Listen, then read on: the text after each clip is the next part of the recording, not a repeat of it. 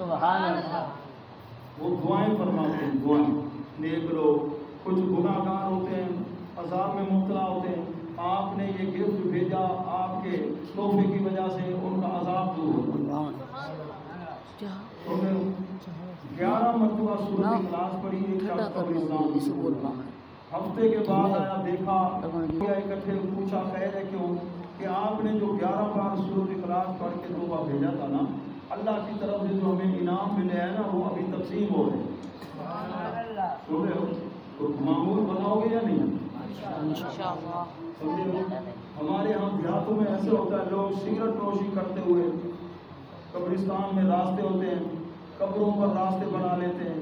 کچھ لوگوں نے قبروں کو مٹا کر اور اپنی جگہ بنا لی، مکان بنا لیے قبروں کو مٹا کر.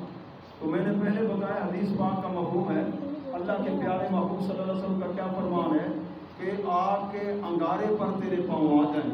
کسی مسلمان کی قبر پر اس کو تکلیف ہوگی، میت کو نہلانا ہے تو آرام آرام سے، تکلیف اس کو نہ ہو.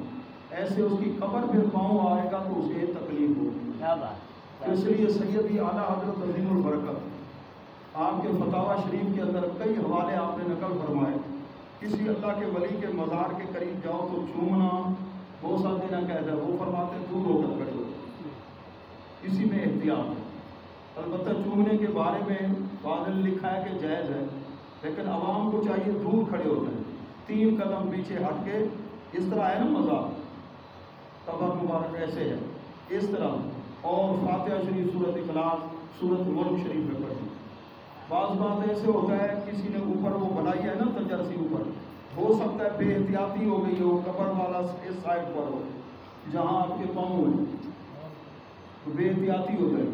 کچھ تو ہمارے ان پڑھ لوگ کیا کرتے ہیں، مزار پر گئے اور ایسے مٹھیاں مار رہے ہوتے ہیں جیسے کہ یہ مزار والا تھکا ہوا، سمجھو نا. دوسرے لوگ دیکھتے ہیں، وہ ہمارے اوپر پھپتیاں کرتے ہیں، دیکھو جی یہ کریے.